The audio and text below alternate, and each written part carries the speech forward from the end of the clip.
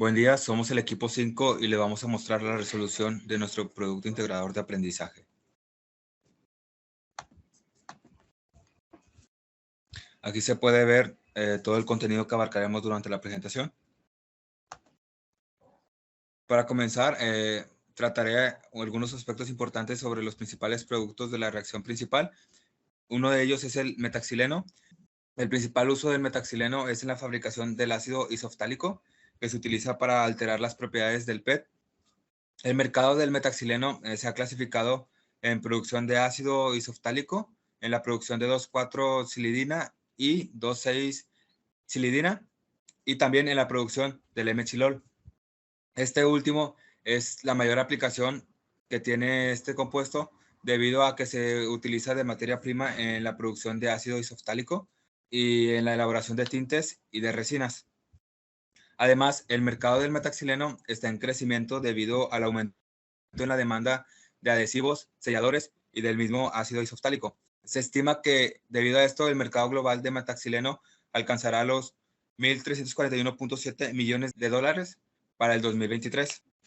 También tenemos el paraxileno, que se utiliza para la obtención del ácido tereftálico y dimetilteraftalato, que son los precursores del politeraftalato de etileno, cuyo compuesto es importante en la elaboración de fibras y resinas. Además de utilizarse como solvente, herbicida, también se utiliza en la fabricación de baterías, productos de limpieza, pinturas y en la elaboración de líquidos para frenos y transmisión de vehículos. De acuerdo con el DEIRA México, en el 2022 se realizaron compras de aproximadamente 746 millones de dólares en paraxileno. Ahora, abordando el impacto ambiental, de acuerdo con estudios realizados en Estados Unidos, en el año de 2004 se liberaron 1.4 millones de libras de paraxileno y 0.5 millones de libras de metaxileno al medio ambiente, lo cual tiene repercusiones directamente en la contaminación de suelos, de cuerpos de agua y del aire, afectando a la vida marina y el ser humano. De hecho, en específico, hablando del ser humano, se sabe que al exponerse en periodos de 1 a 7.5 horas, con concentraciones de esos compuestos que rondan de 200 a 300 partes por millón, se pueden generar diferentes desórdenes como el autismo, la apnea del sueño y el asma. Sin embargo, hay un aspecto positivo, y es que al estar en las condiciones adecuadas, los oxigenos se vaporizan y al entrar en contacto con la luz del sol, se disocian en otros químicos inofensivos, los cuales no afectan ni al ser humano ni al medio ambiente, por lo que la exposición al mismo resulta ser mínima. Ahora, abordando la redacción del problema, se nos comenta el xileno como un compuesto que tiene tres isómeros principales: el metaxileno, el ortoxileno y el paraxileno. Cuando el ortoxileno se hace pasar sobre un catalizador de crotita, se observan las siguientes dos reacciones elementales. En la primera podemos ver la conversión del ortoxileno hacia el metaxileno y posteriormente la conversión del metaxileno al ortoxileno, al ser esta una reacción reversible.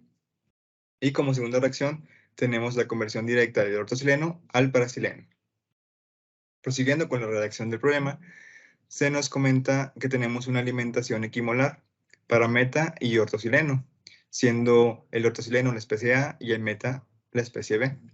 A su vez, se menciona un flujo molar de alimentación total de 2 moles por minuto y que es necesario graficar la temperatura y los flujos molares de cada especie en función del peso del catalizador, el cual puede tener un valor máximo de 100 kilogramos. El inciso A solicita la concentración más baja de ortoxileno, el inciso B la concentración más alta de metaxileno, el inciso C la concentración máxima de ortoxileno, el inciso D que repitamos los incisos anteriores para una alimentación pura de ortoxileno en vez de la alimentación equimolar. El inciso E solicita que variemos algunos parámetros y describamos los resultados obtenidos, y el F que definamos un objetivo para este problema. Y finalmente aquí tenemos algunos datos iniciales que nos proporciona la redacción, donde podemos destacar el flujo total de alimentación molar. También tenemos algunas temperaturas como la inicial y el ambiente y algunos datos termodinámicos. Cabe recalcar que nosotros usamos un paso de integración de 1 kilogramo para el catalizador. Para comenzar con los cálculos, se han de utilizar las siguientes fórmulas de la siguiente manera. Primero se determina el flujo molar total a partir de la suma de los flujos molares de cada especie involucrada en el sistema de reacción. Posteriormente, se determinan las constantes de velocidad específica y la constante de equilibrio con el valor de la temperatura inicial. Después, con la estequiometría, hemos de determinar las concentraciones molares de cada especie involucrada en el sistema de reacción. Después, obtenemos los valores de las tasas de reacción para la especie A siguiendo las ecuaciones que se muestran en la parte inferior. Después determinamos la tasa de reacción neta para cada especie A, B y C, y con el balance de moles hemos de determinar el diferencial de flujo molar de cada especie respecto al diferencial de masa de catalizador. Después, con el balance de energía, hemos de determinar el diferencial de temperatura respecto al diferencial de masa de catalizador. Por último, con las fórmulas que se muestran en la parte inferior, se determina un nuevo valor de flujo molar y un nuevo valor de temperatura. Con estos valores nuevos, se vuelve a hacer otra iteración y este proceso se repite hasta lograr alcanzar la masa de catalizador máxima, que en este caso es de 100 kilogramos. A continuación mostramos el caso principal del problema y en la parte derecha se muestra la tabla de resultados de cada inciso. Para el inciso A se tiene una concentración molar menor de la especie A de 0.5 mol por decímetro cúbico. Para el inciso B se tiene una concentración molar máxima de B de 1.3 mol por decímetro cúbico. Y para el inciso C se tiene una concentración máxima de 1 mol por decímetro cúbico. En la parte izquierda se tiene una representación gráfica del flujo molar contra la masa de catalizador y la concentración molar contra la masa de catalizador. Se puede apreciar que a bajos valores de masa de catalizador, el equilibrio está favoreciendo la producción de B, pero si se aumenta la masa de catalizador, se puede ver que B se está consumiendo y A se está consumiendo y produciendo al mismo tiempo, para así poder producir C. Ahora continuando con el inciso D, en donde se nos plantea que debemos de calcular la concentración máxima y mínima de ortoxileno cuando el reactor se le alimenta únicamente ortoxileno puro. En este caso, para su resolución, construimos la gráfica que está a mano izquierda, en la que se nos presenta el análisis del reactor PBR. En el eje de las X tenemos el peso del catalizador en kilogramos y en el eje de las Y la concentración y el flujo molar. En este caso, el flujo molar de A y la concentración de A pues inician en sus concentraciones y flujos iniciales respectivos, después llegan hasta un mínimo, suben hasta llegar a su punto de equilibrio. Algo similar pasa con la concentración de B y el flujo de B, solo que al revés, es decir, inician en sus concentraciones y flujos iniciales, llegan hasta un máximo y después se reducen hasta llegar a un equilibrio. Y con el flujo de C y con la concentración de C pasan de ser 0 a ir aumentando. En este caso, ya con esta gráfica, pues podemos observar que, y con unos cálculos, que la concentración de A menor va a ser de 0.6 moles sobre diámetro cúbico, la concentración de B máxima de 1.2 moles sobre diámetro cúbico y la concentración de A máxima de 2 moles sobre diámetro cúbico. El inciso posterior al inciso D nos dice que variemos algunos parámetros dentro del problema para ver las variaciones que hay en él sobre esos parámetros. En este caso, pues nosotros escogimos cambiar la temperatura de alimentación para ver cómo afecta a las concentraciones de A, B y C de salida, y pues también hicimos sus respectivas gráficas. Para el caso de la concentración de A de salida, podemos observar que mientras aumenta la temperatura va aumentando su concentración. Lo mismo para el caso de la concentración de B y también para la concentración de C. Otro de los parámetros que escogimos variar fue el de la temperatura ambiente, que también vamos a comparar contra la concentración de A, B y C de salida con su respectiva gráfica que también hicimos.